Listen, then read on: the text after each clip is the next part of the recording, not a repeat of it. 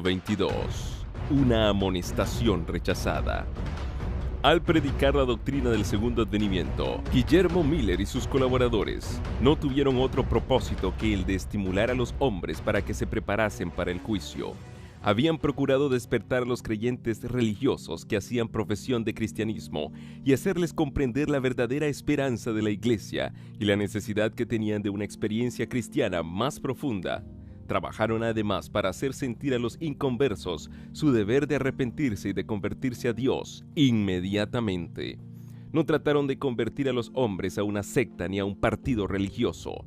De aquí que trabajasen entre todos los partidos y sectas sin entremeterse en su organización ni disciplina.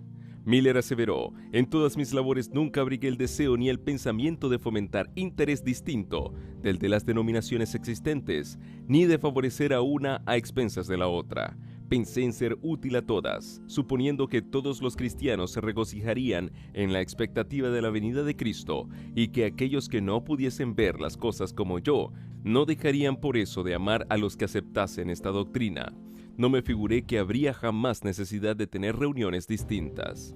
Mi único objeto era el deseo de convertir almas a Dios, de anunciar al mundo el juicio venidero e inducir a mis semejantes a que hiciesen la preparación de corazón que les permitirá ir en paz al encuentro de su Dios. La gran mayoría de los que fueron convertidos por medio de mi ministerio se unieron a las diversas iglesias existentes.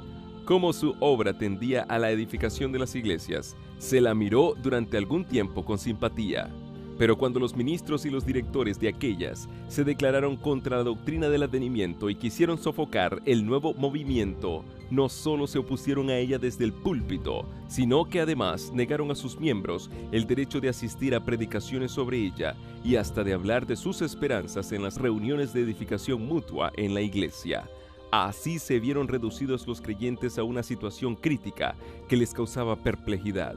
Querían a sus iglesias y les repugnaba separarse de ellas, pero al ver que se anulaba el testimonio de la palabra de Dios y que se les negaba el derecho que tenían para investigar las profecías, sintieron que la lealtad hacia Dios les impedía someterse.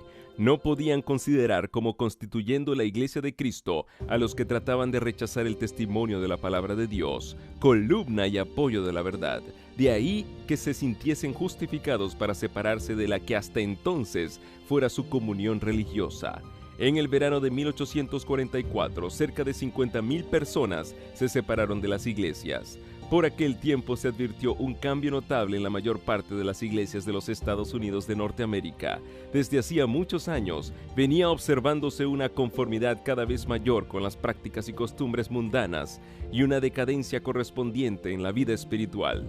Pero en aquel año se notó repentinamente una decadencia aún más acentuada en casi todas las iglesias del país. Aunque nadie parecía capaz de indicar la causa de ella, el hecho mismo fue muy notado y comentado, tanto por la prensa como desde el púlpito. En una reunión del Presbiterio de Filadelfia, el señor Barnes, autor de un comentario de uso muy general y pastor de una de las principales iglesias de dicha ciudad, declaró que ejercía el ministerio desde hacía 20 años y que nunca antes de la última comunión había administrado la Santa Cena sin recibir muchos o pocos nuevos miembros en la iglesia. Pero ahora, añadía, no hay despertamientos ni conversiones, ni mucho aparente crecimiento en la gracia en los que hacen profesión de religión, y nadie viene más a su despacho para conversar acerca de la salvación de sus almas. Con el aumento de los negocios y las perspectivas florecientes del comercio y de las manufacturas, ha aumentado también el espíritu mundano, y esto sucede en todas las denominaciones. En el mes de febrero del mismo año, el profesor Finney del Colegio de Oberlin dijo: hemos podido comprobar el hecho de que en general las iglesias protestantes de nuestro país han sido apáticas u hostiles con respecto a casi todas las reformas morales de la época. Existen excepciones parciales, pero no las suficientes para impedir que el hecho sea general. Tenemos además otro hecho más que confirma lo dicho, y es la falta casi universal de influencias reavivadoras en las iglesias. La apatía espiritual lo penetra casi todo y es por demás profunda, así lo atestigua la prensa religiosa de todo el país. De modo muy general, los miembros de las iglesias se están volviendo esclavos de la moda, se asocian con los impíos en diversiones, bailes, festejos, pero no necesitamos extendernos largamente sobre tan doloroso tema. Basta con que las pruebas aumenten y nos abrumen para demostrarnos que las iglesias en general están degenerando de un modo que da pena. Se han alejado muchísimo de Dios y Él se ha alejado de ellas. Y un escritor declaraba en el Religious Telescope, conocido periódico religioso: jamás habíamos presenciado hasta ahora un estado de decadencia semejante al de la actualidad. En verdad que la iglesia debería despertar y buscar la causa de este estado aflictivo, pues tal debe ser para todo aquel que ama a Sión. Cuando recordamos cuán pocos son los casos de verdadera conversión y la impenitencia sin igual y la dureza de los pecadores, exclamamos casi involuntariamente: ¿se ha olvidado Dios de tener misericordia? ¿O está cerrada la puerta de la gracia? Tal condición no existe nunca sin que la iglesia misma tenga la culpa. Las tinieblas espirituales que caen sobre las naciones, sobre las iglesias y sobre los individuos no se debe a un retraimiento arbitrario de la gracia divina por parte de Dios, sino a la negligencia o al rechazamiento de la luz divina por parte de los hombres. Ejemplo sorprendente de esta verdad lo tenemos en la historia del pueblo judío en tiempo de Cristo. Debido a su apego al mundo y al olvido de Dios y de su palabra, el entendimiento de este pueblo se había obscurecido y su corazón se había vuelto mundano y sensual. Así permaneció en la ignorancia respecto al advenimiento del Mesías, y en su orgullo e incredulidad rechazó al Redentor. Pero ni aun entonces Dios privó a la nación judía de conocer o participar en las bendiciones de la salvación. Pero los que rechazaron la verdad perdieron todo deseo de obtener el don del cielo. Ellos habían hecho de la luz tinieblas y de las tinieblas luz, hasta que la luz que había en ellos se volvió tinieblas, y cuán grandes fueron aquellas tinieblas. Conviene a la política de Satanás que los hombres conserven las formas de religión, con tal que carezcan de piedad vital. Después de haber rechazado el Evangelio, los judíos siguieron conservando ansiosamente sus antiguos ritos y guardaron intacto su exclusivismo nacional, mientras que ellos mismos no podían menos que confesar que la presencia de Dios ya no se manifestaba más entre ellos. La profecía de Daniel señalaba de modo tan exacto el tiempo de la venida del Mesías y predecía tan a las claras su muerte que ellos trataban de desalentar el estudio de ella, y finalmente los rabinos pronunciaron una maldición sobre todos los que intentaran computar el tiempo. En su obcecación e impenitencia, el pueblo de Israel ha permanecido durante 1800 años indiferente a los ofrecimientos de salvación gratuita, así como a las bendiciones del Evangelio, de modo que constituye una solemne y terrible advertencia del peligro que se corre al rechazar la luz del cielo. Doquiera que esta causa exista, seguirán los mismos resultados. Quien deliberadamente mutila su conciencia del deber, porque ella está en pugna con sus inclinaciones, acabará por perder la facultad de distinguir entre la verdad y el error. La inteligencia se entenebrece, la conciencia se inciviliza, el corazón se endurece y el alma se aparta de Dios. Donde se desdeña o se desprecia la verdad divina, la iglesia se verá envuelta en tinieblas, la fe y el amor se enfriarán y enfrentarán el desvío y la disensión. Los miembros de las iglesias concentran entonces sus intereses y energías en asuntos mundanos y los pecadores se endurecen en su impenitencia. El mensaje del primer ángel en el capítulo 14 del Apocalipsis, que anuncia la hora del juicio de Dios y que exhorta a los hombres a que le teman y adoren, tenía por objetivo separar de las influencias corruptoras del mundo al pueblo que profesaba ser de Dios y despertarlo para que viera su verdadero estado de mundanalidad y apostasía. Con este mensaje Dios había enviado a la iglesia un aviso que, de ser aceptado, habría curado los males que la tenían apartada de Él. Si los cristianos hubiesen recibido el mensaje del cielo, humillándose ante el Señor y tratando sinceramente de prepararse para comparecer ante su presencia, el Espíritu y el poder de Dios se habrían manifestado entre ellos. La iglesia habría vuelto a alcanzar aquel bendito estado de unidad, fe y amor que existía en tiempos apostólicos, cuando la muchedumbre de los creyentes era de un mismo corazón y de una misma alma, y hablaron la palabra de Dios con denuedo, cuando el Señor añadía a la iglesia a los salvados de día en día. Hechos 4:32, 31, 2:47. Si los que profesan pertenecer a Dios recibiesen la luz tal cual brilla sobre ellos al dimanar de su palabra, alcanzarían esa unidad por la cual oró Cristo y que el apóstol describe como la unidad del Espíritu en el vínculo de la paz. Hay, dice, un mismo cuerpo y un mismo espíritu, así como fuisteis llamados en una misma esperanza de vuestra vocación, un mismo Señor, una misma fe, un mismo bautismo. Efesios 4:3-5. Tales fueron los resultados benditos experimentados por los que aceptaron el mensaje del advenimiento. Provenían de diferentes denominaciones, y sus barreras confesionales cayeron al suelo. Los credos opuestos se hicieron añicos. La esperanza antibíblica de un milenio temporal fue abandonada. Las ideas erróneas sobre el segundo advenimiento fueron enmendadas. El orgullo y la conformidad con el mundo fueron extirpados. Los agravios fueron reparados. Los corazones se unieron en la más dulce comunión, y el amor y el gozo reinaban por encima de todo. Si esta doctrina hizo esto para los pocos que la recibieron, lo mismo lo habría hecho para todos, si todos la hubiesen aceptado. Pero las iglesias en general no aceptaron la amonestación. Sus ministros que, como centinelas a la casa de Israel, hubieran debido ser los primeros en discernir las señales de la venida de Jesús, no habían aprendido la verdad, fuese por el testimonio de los profetas o por las señales de los tiempos.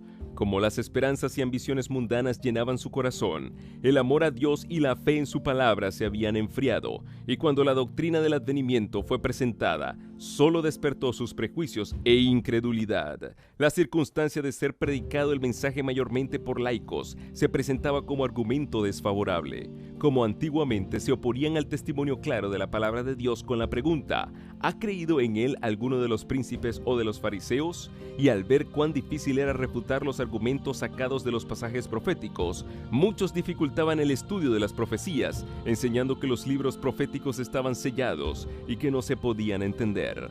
Multitudes que confiaban implícitamente en sus pastores se negaron a escuchar el aviso, y otros, aunque convencidos de la verdad, no se atrevían a proclamarlo, por no ser echados de la sinagoga. El mensaje que Dios había enviado para probar y purificar la iglesia reveló con exagerada evidencia cuán grande era el número de los que habían concentrado sus afectos en este mundo, más bien que en Cristo. Los lazos que los unían a la tierra eran más fuertes que los que les atraían hacia el cielo. Prefirieron escuchar la voz de la sabiduría humana y no hicieron caso del mensaje de verdad destinado a escudriñar los corazones. Al rechazar la amonestación del primer ángel, rechazaron los medios que Dios había provisto para su redención. Despreciaron al mensajero misericordioso que habría enmendado los males que los separaban de Dios, y con mayor ardor volvieron a buscar la amistad del mundo.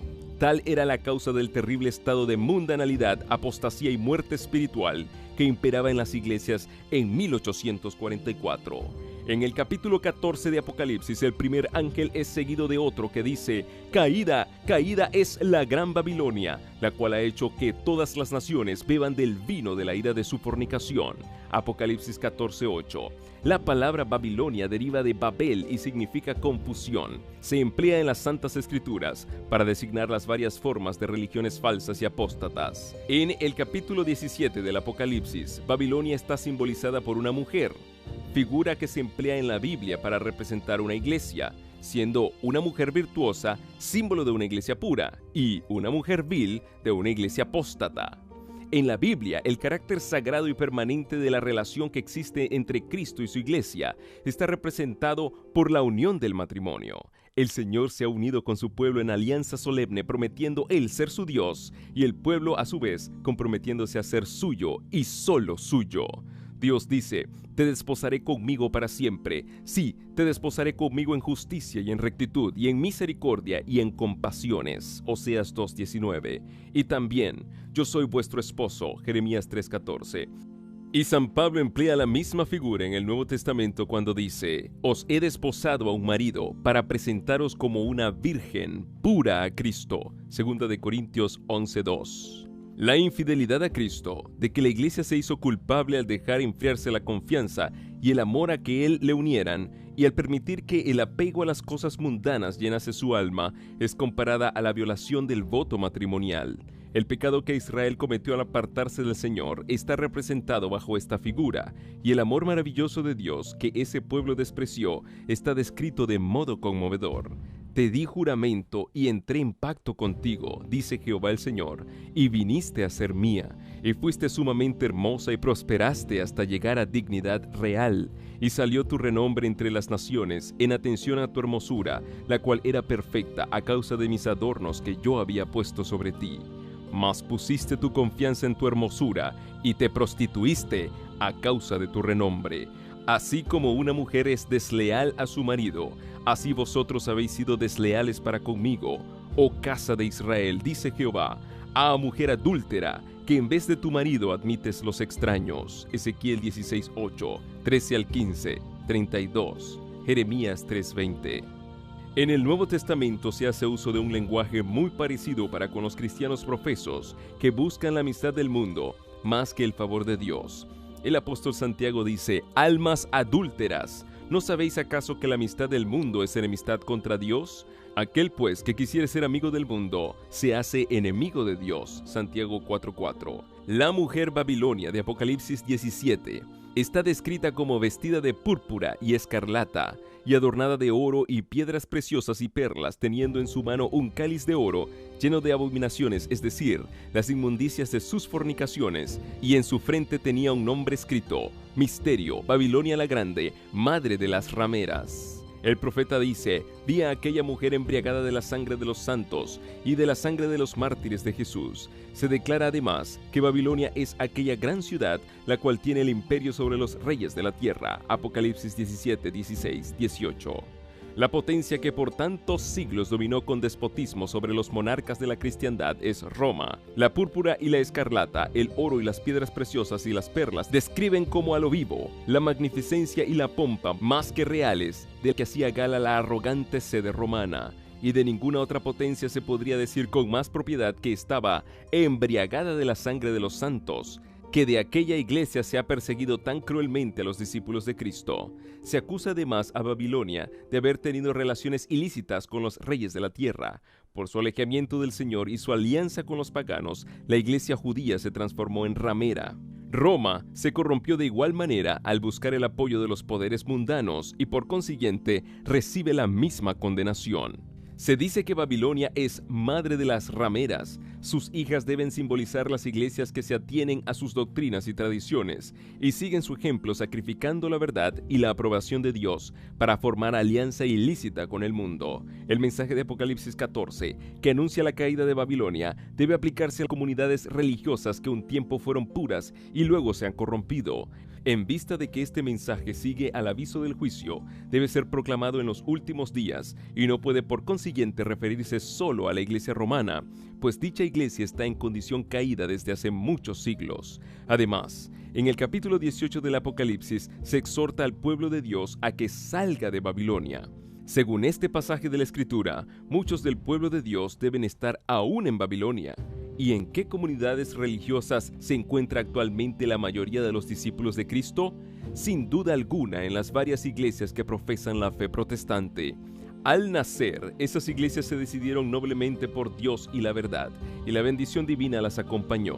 Aún el mundo incrédulo se vio obligado a reconocer los felices resultados de la aceptación de los principios del Evangelio.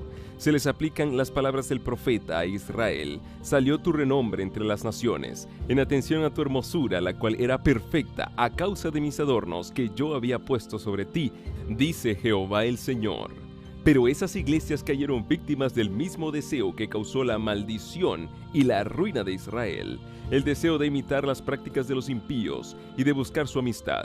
Pusiste tu confianza en tu hermosura y te prostituiste a causa de tu renombre. Ezequiel 16, 14 y 15. Muchas de las iglesias protestantes están siguiendo el ejemplo de Roma y se unen inicuamente con los reyes de la tierra.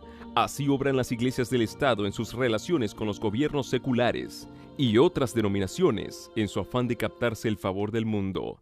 Y la expresión Babilonia, confusión, puede aplicarse acertadamente a esas congregaciones que, aunque declaran todas que sus doctrinas derivan de la Biblia, están sin embargo divididas en un sinnúmero de sectas con credos y teorías muy opuestos.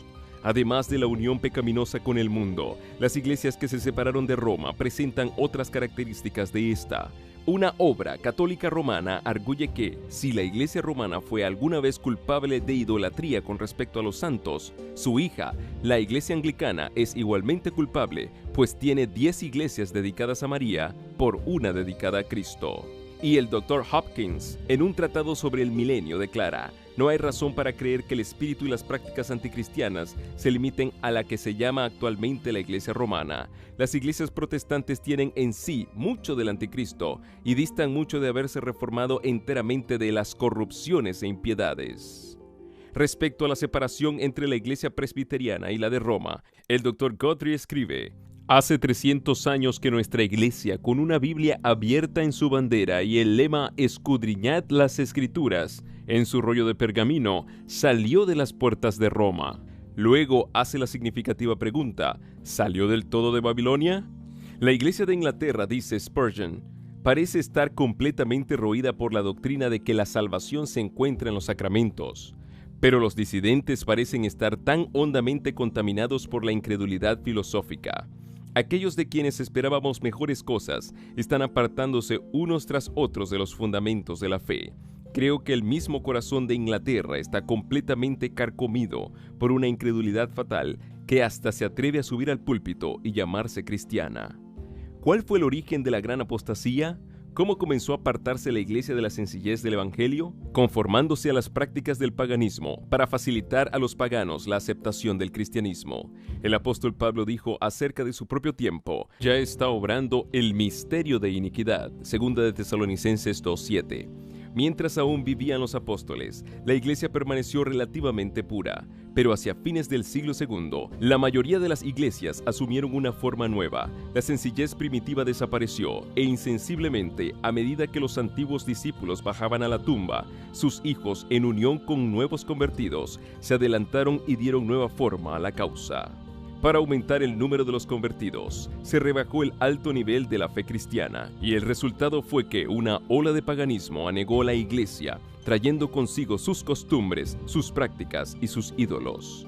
Una vez que la religión cristiana hubo ganado el favor y el apoyo de los legisladores seculares, fue aceptada nominalmente por multitudes, pero mientras éstas eran cristianas en apariencia, muchos permanecieron en el fondo paganos, que seguían adorando sus ídolos en secreto. ¿No ha sucedido otro tanto en casi todas las iglesias que se llaman protestantes? Cuando murieron sus fundadores, que poseían el verdadero espíritu de reforma, sus descendientes se adelantaron y dieron nueva forma a la causa, mientras se atenían ciegamente al credo de sus padres y se negaban a aceptar cualquiera verdad que fuese más allá de lo que veían. Los hijos de los reformadores se alejaron mucho de su ejemplo de humildad, de abnegación y de renunciación al mundo. Así la simplicidad primitiva desaparece. Una ola de mundanalidad invade la iglesia trayendo consigo sus costumbres, sus prácticas y sus ídolos. ¡Ay! ¿Hasta qué grado esa amistad del mundo, que es enemistad contra Dios, es fomentada actualmente entre los que profesan ser discípulos de Cristo? ¿Cuánto no se han alejado las iglesias nacionales de toda la cristiandad, del modelo bíblico de humildad, abnegación, sencillez y piedad? Juan Wesley decía: al hablar del buen uso del dinero, no malgastéis nada de tan precioso talento, tan solo por agradar a los ojos con superfluos y costosos atavíos o con adornos innecesarios. No gastéis parte de él adornando prolijamente vuestras casas con muebles inútiles y costosos, con cuadros costosos, pinturas y adornos. No gastéis nada para satisfacer la soberbia de la vida, ni para obtener la admiración de los hombres. Siempre que te halagues a ti mismo, los hombres hablarán bien de ti. Siempre que te vistas de púrpura y de lino fino blanco y tengas banquetes espléndidos todos los días, no faltará quien aplauda tu elegancia, tu buen gusto, tu generosidad y tu rumbosa hospitalidad. Pero no vayas a pagar tan caros sus aplausos. Conténtate más bien con el honor que viene de Dios. Wesley Works, Sermón 50 sobre el uso del dinero. Pero muchas iglesias actuales desprecian estas enseñanzas. Está de moda en el mundo hacer profesión de religión. Gobernantes, políticos, abogados, médicos y comerciantes se unen a la iglesia para asegurarse el respeto y la confianza de la sociedad y así promover sus intereses mundanos. Tratan de cubrir todos sus procederes injustos con el manto de la religiosidad. Las diversas comunidades religiosas, robustecidas con las riquezas y con la influencia de esos mundanos bautizados, pujan a cual más por mayor popularidad y patrocinio. Iglesias magníficas, embellecidas con el más extravagante despilfarro, se yerguen en las avenidas más ricas y más pobladas. Los fieles visten con lujo y a la moda. Se pagan grandes sueldos a ministros elocuentes para que entretengan y atraigan a la gente. Sus sermones no deben aludir a los pecados populares, sino que deben ser suaves y agradables, como para los oídos de un auditorio elegante. Así los pecadores del mundo son recibidos en la iglesia y los pecados de moda se cubren con un manto de piedad. Hablando de la actitud actual de los profesos cristianos para con el mundo, un notable periódico profano dice: Insensiblemente la Iglesia ha seguido el espíritu del siglo y ha adaptado sus formas de culto a las necesidades de la actualidad.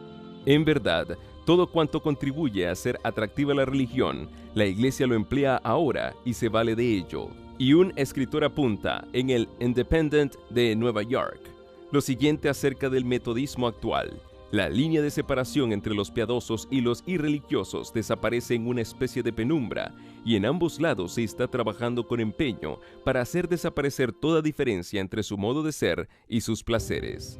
La popularidad de la religión tiende en gran manera a aumentar el número de los que quisieran asegurarse sus beneficios sin cumplir honradamente con los deberes de ella. Howard Crosby dice: motivo de hondo pesar es el hecho de que la Iglesia de Cristo esté cumpliendo tan mal los designios del Señor.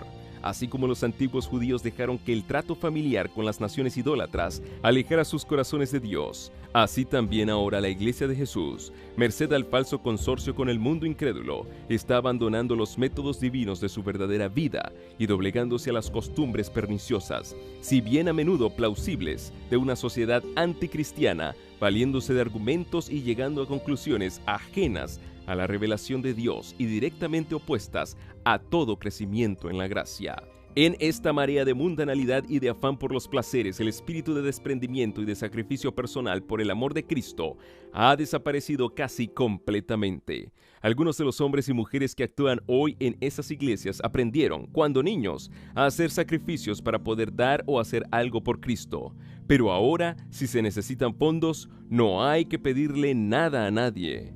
¡Oh, no! Organícese un bazar, prepárese una representación de figuras vivas, una escena jocosa, una comida al estilo antiguo o a la moderna, cualquier cosa para divertir la gente. El gobernador Washburn de Wisconsin declaró en su mensaje anual el 9 de enero de 1873: parece necesario dictar una ley que obligue a cerrar las escuelas donde se forman jugadores. Se las encuentra por todas partes. Hasta se ven iglesias que, sin saberlo indudablemente, hacen a veces la obra del diablo. Los conciertos y las representaciones de beneficio, así como las rifas que se hacen, a veces con fines religiosos o de caridad, pero a menudo con propósitos menos dignos, loterías, premios, no son sino estratagemas para recaudar dinero sin dar un valor correspondiente. No hay nada tan desmoralizador y tan embriagador, especialmente para los jóvenes, como la adquisición de dinero o de propiedad sin trabajo. Si personas respetables toman parte en esas empresas de azar y acallan su conciencia con la reflexión de que el dinero está destinado a un buen fin, nada de raro tiene que la juventud del Estado caiga tan a menudo en los hábitos que con casi toda seguridad engendra la afición a los juegos de azar. El espíritu de conformidad con el mundo está invadiendo las iglesias por toda la cristiandad. Roberto Atkins, en un sermón predicado en Londres, pinta un cuadro sombrío del decaimiento espiritual que predomina en Inglaterra. Los hombres verdaderamente justos están desapareciendo de la tierra sin que a nadie se le importe algo. Los que hoy profesan religiosidad en todas las iglesias aman al mundo, se conforman con él, gustan de las comodidades terrenales y aspiran a los honores. Están llamados a sufrir con Cristo, pero retroceden ante el simple oprobio. Apostasía, apostasía, apostasía. Es lo que está grabado en el frontis mismo de cada iglesia, y si lo supiesen o sintiesen, habría esperanza, pero ¡ay! Lo que se oye es decir: rico soy y estoy lleno de bienes y nada me falta. El gran pecado de que se acusa a Babilonia es que ha hecho que todas las naciones beban del vino de la ira de su fornicación. Esta copa embriagadora que ofrece al mundo representa las falsas doctrinas que ha aceptado como resultado de su unión ilícita con los magnates de la tierra. La amistad con el mundo corrompe su fe, y a su vez Babilonia ejerce influencia corruptora sobre el mundo, enseñando doctrinas que están en pugna con las declaraciones más claras de la Sagrada Escritura. Roma le negó la Biblia al pueblo y exigió que en su lugar todos aceptasen sus propias enseñanzas. La obra de la Reforma consistió en devolver a los hombres la palabra de Dios. Pero, ¿no se ve acaso que en las iglesias de hoy lo que se enseña a los hombres es a fundar su fe en el credo y en las doctrinas de su iglesia antes que en las Sagradas Escrituras? Hablando de las iglesias protestantes, Carlos Beecher dice: retroceden ante cualquier palabra severa que se diga contra sus credos con la misma sensibilidad con la que los santos padres se habrían estremecido ante una palabra dura pronunciada contra la veneración creciente que estaban fomentando por los santos y los mártires. Las denominaciones evangélicas protestantes se han atado mutuamente las manos, de tal modo que nadie puede hacerse predicador entre ellas sin haber aceptado primero la autoridad de algún libro aparte de la Biblia. No hay nada de imaginario en la aseveración de que el poder del credo está ahora empezando a proscribir la Biblia, tan ciertamente como lo hizo Roma, aunque de un modo más sutil. Sermón sobre la Biblia como credo suficiente, predicado en Fort Wayne, Indiana, el 22 de febrero de 1846. Cuando se levantan maestros verdaderos para explicar la palabra de Dios, levántanse también hombres de saber, ministros que profesan comprender las santas escrituras, para denunciar la sana doctrina como si fuera herejía, alejando así a los que buscan la verdad. Si el mundo no estuviese fatalmente embriagado con el vino de Babilonia, multitudes se convencerían y se convertirían por medio del conocimiento de las verdades claras y penetrantes de la palabra de Dios. Pero la fe religiosa aparece tan confusa y discordante que el pueblo no sabe qué creer ni qué aceptar como verdad. La Iglesia es responsable del pecado de impenitencia del mundo. El mensaje del segundo ángel de Apocalipsis 14 fue proclamado por primera vez en el verano de 1844 y se aplicaba entonces más particularmente a las iglesias de los Estados Unidos de Norteamérica, donde la amonestación del juicio había sido también más ampliamente proclamada y más generalmente rechazada, y donde el decaimiento de las iglesias había sido más rápido. Pero el mensaje del segundo ángel no alcanzó su cumplimiento total en 1844. Las iglesias decayeron entonces moralmente por haber rechazado la luz del mensaje del advenimiento, pero este decaimiento no fue completo. A medida que continuaron rechazando las verdades especiales para nuestro tiempo, fueron decayendo más y más. Sin embargo, aún no se puede decir: caída, caída es la gran Babilonia, la cual ha hecho que todas las naciones beban del vino de la ira de su fornicación. Aún no ha dado de beber a todas las naciones. El espíritu de conformidad con el mundo y de indiferencia hacia las verdades que deben servir de prueba en nuestro tiempo existe y ha estado ganando terreno en las iglesias protestantes de todos los países de la cristiandad, y estas iglesias están incluidas en la solemne y terrible amonestación del segundo ángel. Pero la apostasía aún no ha culminado. La Biblia declara que antes de la venida del Señor, Satanás obrará con todo poder y con señales y con maravillas mentirosas y con todo el artificio de la injusticia, y que todos aquellos que no admitieron el amor de la verdad para ser salvos serán dejados para que reciban la eficaz operación de error a fin de que crean a la mentira. Segunda de Tesalonicenses 2, 9 al 11. La caída de Babilonia no será completa, sino cuando la iglesia se encuentre en este estado y la unión de la iglesia con el mundo se haya consumado en toda la cristiandad. El cambio es progresivo y el cumplimiento perfecto de Apocalipsis 14:8 está aún reservado para lo porvenir. A pesar de las tinieblas espirituales y del alejamiento de Dios que se observan en las iglesias que constituyen Babilonia, la mayoría de los verdaderos discípulos de Cristo se encuentran aún en el seno de ellas. Muchos de ellos no han oído nunca proclamar las verdades especiales para nuestro tiempo. No pocos están descontentos con su estado actual y tienen sed de más luz. En vano buscan el Espíritu de Cristo en las iglesias a las cuales pertenecen. Como estas congregaciones se apartan más y más de la verdad y se van uniendo más y más con el mundo, la diferencia entre ambas categorías de cristianos se irá acentuando hasta quedar consumada la separación. Llegará el día en que los que aman a Dios sobre todas las cosas no podrán permanecer unidos con los que son amadores de los placeres, más bien que amadores de Dios, teniendo la forma de la piedad, mas negando el poder de ella. El capítulo 18 del Apocalipsis indica el tiempo en que, por haber rechazado la triple amonestación de Apocalipsis 14, 6 al 12, la iglesia alcanzará el estado predicho por el segundo ángel, y el pueblo de Dios, que se encontrare aún en Babilonia, será llamado a separarse de la comunión de esta. Este mensaje será el último que se dé al mundo y cumplirá su obra, cuando los que no creen a la verdad, sino que se complacen en la injusticia, segunda de Tesalonicenses 2:12, sean dejados para sufrir tremendo desengaño y para que crean a la mentira. Entonces la luz de la verdad brillará sobre todos aquellos cuyos corazones estén abiertos para recibirla, y todos los hijos del Señor que quedaren en Babilonia oirán el llamamiento: «Salid de ella, pueblo mío». Apocalipsis 18:4.